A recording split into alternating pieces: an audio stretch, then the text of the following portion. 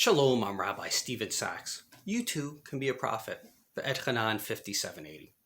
One of the most famous verses in the entire Shema is Vetchanan levanecha. You shall teach your children. You shall diligently teach your children. It actually appears in this week's parsha, that phrase. But interestingly enough, the Talmud in Kedushin explains we shouldn't understand the pasuk, the verse, to mean the shinantam. You shall teach your children.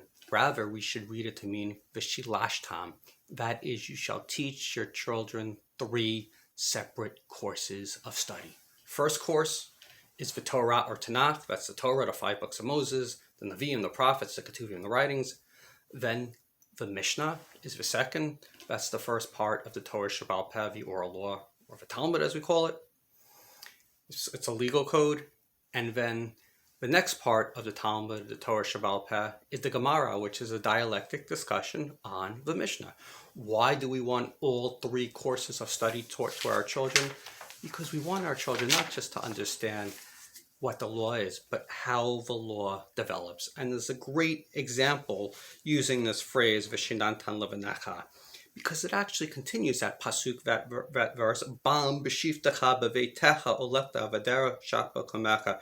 You shall teach them at home, when you walk on the way, when you lie down, and when you rise up.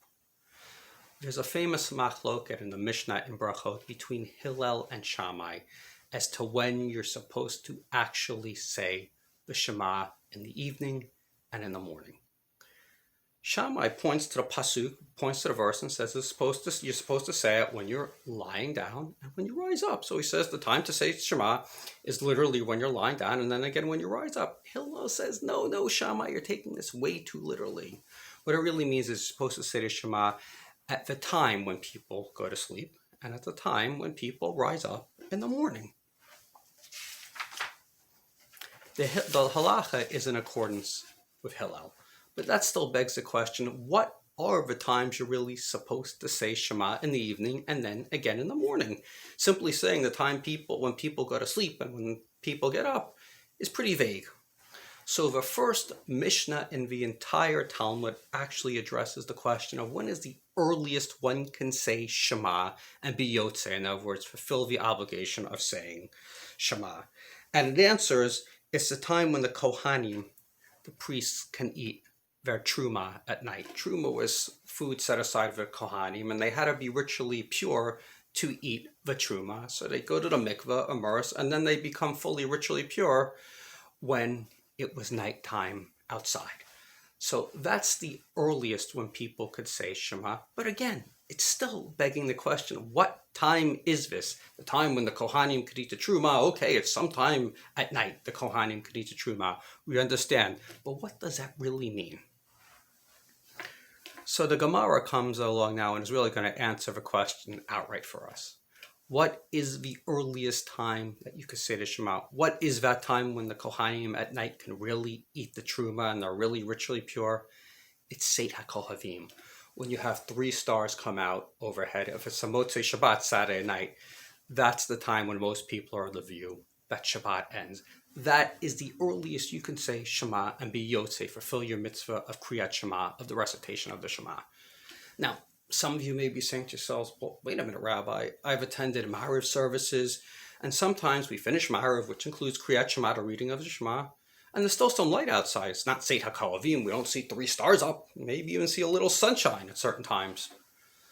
So the Talmud teaches us that you, under certain circumstances, can daven Ma'ariv earlier than Seit HaKohavim. However, if you do so, you still have to go back and repeat the Shema at Seit HaKohavim or later. In other words, there's a mitzvah to fulfill, a mitzvah to recite the Shema, which can be done earlier, at least in certain circumstances. But there's a separate mitzvah to recite the Shema, so that has to be done. Even though we've recited the Shema as part of the Ma'ariv service, we have to come back later and recite it at Seit HaKohavim. So now the Talmud asks the question, why didn't it just come out? It's asking this question to itself. Why didn't it just come out and say the time for recitation of Shema at night is Seit HaKohavim? Why does it talk about the Kohanim and the Truma and ritual purity? And it answers basically, it just wants to throw in a little teaching about the laws applying to the Kohanim as well. And then the Talmud also is going to ask another question. It's going to ask the question of, in the Mishnah, it asks the question of, why does it start by talking about the evening Shema? Why not start by talking about the daytime Shema, the morning Shema, when people are first getting up? It seems counterintuitive.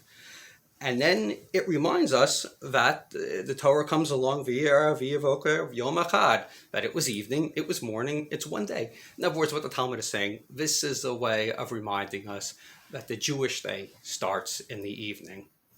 You think about it, our day starts at 12 midnight. In the ancient world, people had their own times for when days started. But for many people, my guess is the day started actually at sunrise. So the Talmud is throwing this in to remind us that we're in Jewish time, literally here. And in Jewish time, we start by talking about the evening first and then the morning, because the Torah teaches us that the Jewish day starts in the evening. So let's come back to that idea of Vishilash Tam. You're supposed to teach your children Torah, Mishnah, and Gemara, the three different categories of learning. Why? Education is not simply about memorizing pasukim, verses in the Tanakh. It's not just about understanding the rules that we see in the Shema. It's about teaching us how to think and how to apply these rules as new questions come up. And this is really where the Gemara comes in. It talks about these bullet type of laws enumerated in the Mishnah, and then applies different situations to these laws. Now, this intellectual exercise isn't just an intellectual exercise, and it's particularly important today as we have technology really changing Jewish life. We have issues such as organ donation. Obviously, the Talmud is not going to directly address organ donation because that didn't exist. But what you can do by learning the Torah, the Mishnah, and then the Gemara is you could take these principles and apply these principles to what we have today. We have to apply them to organ donation, as I said, Shabbos elevators, and here's another one I'm going to address more the first day of Rosh Hashanah, which is on everyone's mind. The question of, should electricity still be asur, forbidden, given that it probably doesn't fit into any of the 39 forbidden malachot prohibitions on Shabbat? A lot of questions of, can we do live streaming on Shabbat? Is there a problem with it? So again, the Talmud didn't deal with the idea of electricity. The Torah certainly doesn't deal with the idea of electricity. But we could look at these principles that we find and now apply them to modern life. So let me just wrap up by saying this three-pronged course of study allows us to take the wisdom of the past and apply it to the present. Let me put it another way. In biblical times, you wanted to know what was God's mind? Well, if you had Moshe Rabbeinu around during his day, he'd go right up to God and speak panim el panim, face to face. Even after Moshe, you had Navi and prophets who would be able to speak to God, not in a direct fashion like Moshe, but nevertheless they'd be able to speak directly to God. We don't have that today.